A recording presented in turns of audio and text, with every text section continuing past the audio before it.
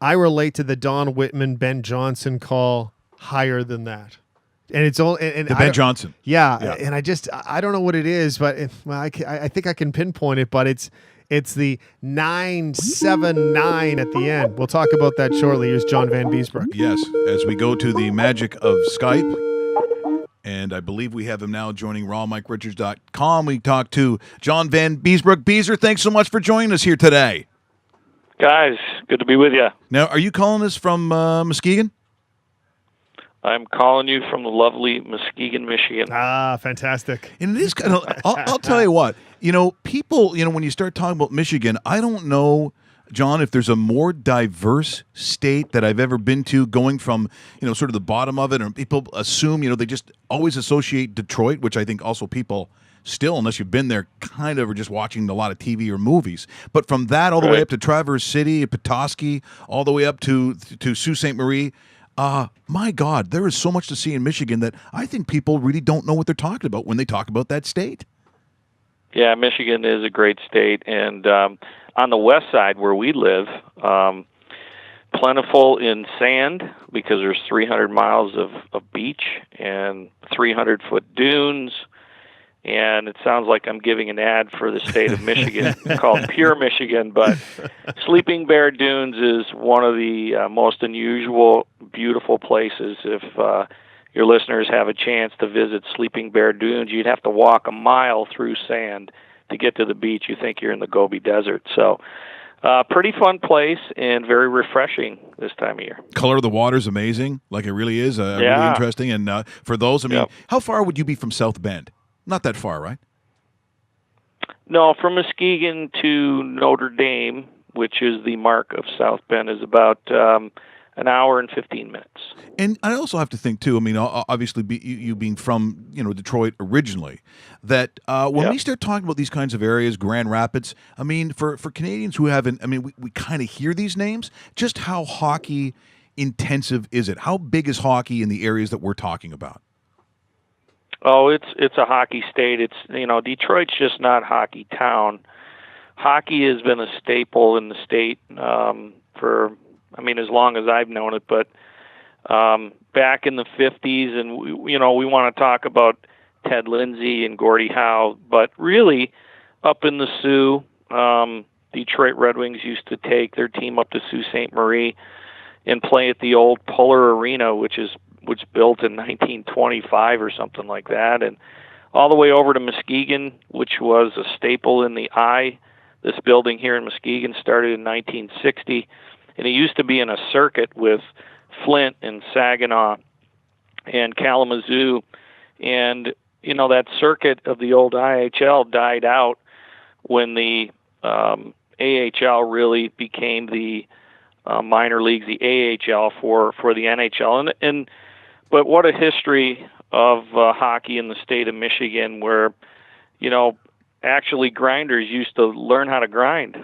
Yeah, certainly. We're on the line with John Vanbiesbrouck joining us, former Vezina Trophy winner, multi-time All-Star. He also is the 8th goaltender in NHL history to play in 800 games, which is truly remarkable, John. What I want to talk to you about today mainly is kind of the expansion process. Now, when I'm doing my research, there's 2 significant names in NHL history that comes up in expansion draft picks. It's yourself and Billy Smith as the 2 greatest picks ever by an expansion team. I have to ask you, back in 1993, you're a member of the Canucks. You didn't play for the Canucks. You were shipped over before that expansion process.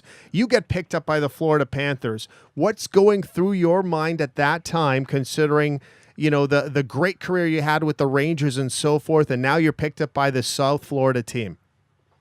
Right. The 2 teams that were coming into the league at that time were Anaheim and Florida.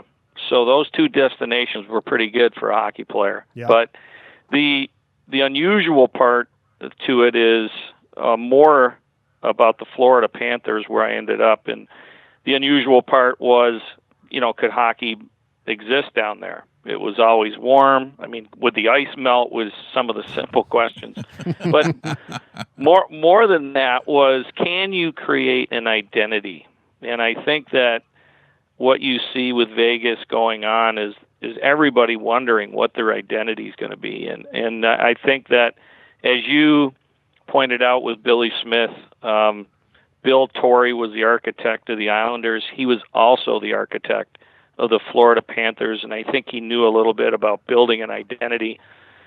Bob Clark, longtime Philadelphia Flyers, was the general manager. Most people don't know that at the time, who was another good architect at building teams. And I think that that tandem wanted to build an identity of older veteran players who could win, and that's what they built. And we had some success, but it starts in goal. And with Billy Smith, myself, and now everybody's talking about Marc-Andre Fleury, which they should. I think that that's a good place to start with your identity. I had no idea then. Former coach, now gone on to be with the Lord, Roger Nielsen, was fantastic at that, is knitting guys together and creating a system which would work. So, there are a lot of intangibles, a lot of recipes out there, and we're all curious about how the Golden Knights will make that work.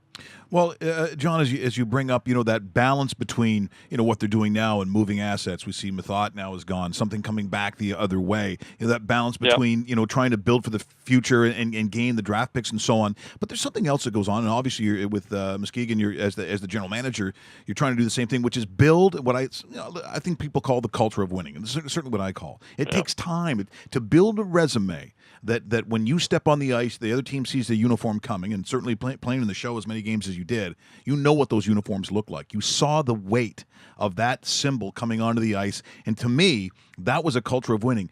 When you're building a team like this now in Vegas, I mean, that's so far away that, can we say that in this day and age, the way that they're going about it, is it easier or harder to attempt that? Therefore, are they going to be better or worse than, say, back when we last had expansion? Is it easier for them or harder? Oh, it's definitely harder. The reason I say that is because this is the first time expansion has happened in the salary cap era. And I think that when you see a great player like a Mathot being used as hockey capital and not going to Vegas and being one of the stalwarts and just having to build with a guy like Mathot, you're seeing him being used in a different capacity, something that's very unusual to all of us. We've never seen this before, as just players being used as hockey capital. It's unusual. It's foreign to us. And quite honestly, it's hard to build with that, I believe. I mean, I know that George McPhee, I know him well, played with him, and he's great at what he does. And hats off to the way that the whole expansion draft went. But now you have to build through the draft, and you start thinking about those simplistic things that you have to do. And as casual observers, as we are, we look at, well, what do they have to do to spend to the floor? The salary cap top is $75 million this year, and somewhere in between the floor and that cap, they have to fit in. So they're everybody's friend for a week where they can take on money, and then they're everybody's enemy now as July 1 comes in, and they're trying to sign free agents like everybody else. So it's a bit of a bit of chaos, a little bit more than predictability. So, I mean, who's going to be in front of Marc-Andre Fleury? And they drafted 13 defensemen. You knew that 3 or 4 were going to go. But it's very unusual to give up on a guy like Mathot, who we just saw play a fantastic playoff. Yeah, that's an interesting point about the salary cap world, because you're absolutely right. Because you look back at your career with the Panthers, and if you kind of parlay that and talking about the Golden Knights, you led a Panther team to a Stanley Cup final 3 or 4 years into expansion. I don't think we're going to be seeing that same scenario in Las Vegas that fast, are we? No, I think it's going to be hard to. I don't want to say don't. I mean, Fleury seems to have had some magic, especially last season where he was able to help, Pittsburgh beat Washington, which was, he played as well as any goalie in a series I've seen in a long time. And that's after having suffered through some pretty tough playoffs. So that's left to be determined. But I think that they're set, and what they're telling everybody on their identity where we started is they're going to build through the draft. And I hear every general manager say the same thing. We have to build through the draft. However, then you see Montreal go out and sign a big-time player, make a trade.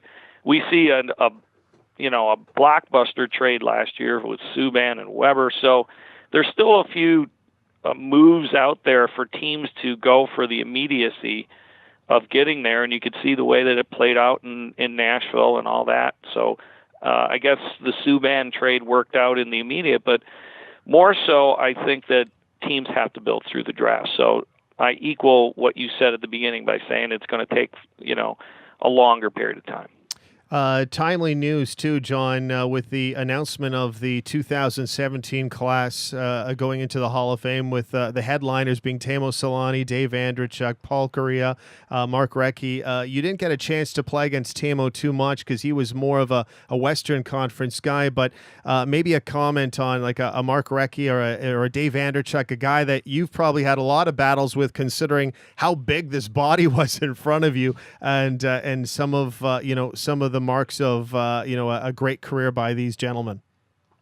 Yeah, no, I mean, first of all, congrats to those guys, and it's well deserved. I only played with Mark. Recchi and I played together in Philly for a short period of time, and Mark was always known for having a great engine. His engine was always on, and I was listening this morning a little bit to NHL radio about his last lap, which was a victory with the Boston Bruins, and one thing that he still had was those boots. He could fly, and I think that that's what I remember him for, is that special speed that he had, and he, as a goalie, you start to know their tendency. So he always had a great slip shot where he slipped it to underneath the blocker, and that's something I always looked for. But with Andreychuk, it was a little bit more of a, he was stick heavy. Great on draws, great at getting to the net and tipping pucks. He was probably one of the best guys at the art of tipping pucks. He's not going to beat you with his speed. He was a big guy. I played against him my whole career because he played for Oshawa. I played in the Sioux.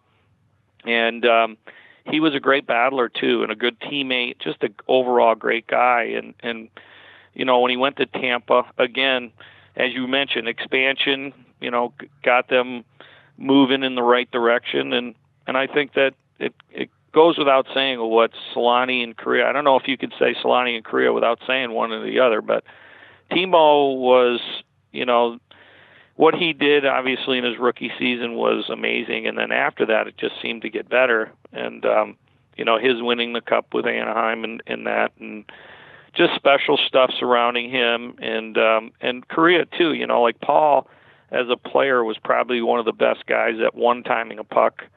And the first guy, here's a tidbit for you, that I saw and as a goalie play with a one-piece stick. Oh. And where everybody was playing with two pieces, he brought out the one-piece stick, and I remember on a 5-on-3, whistled one over my shoulder, and it was so fast it got in and out of the net, and I just said, well, maybe it might be time to leave the game. We're in conversation with John Vanbiesbrouck here on rawmike.com.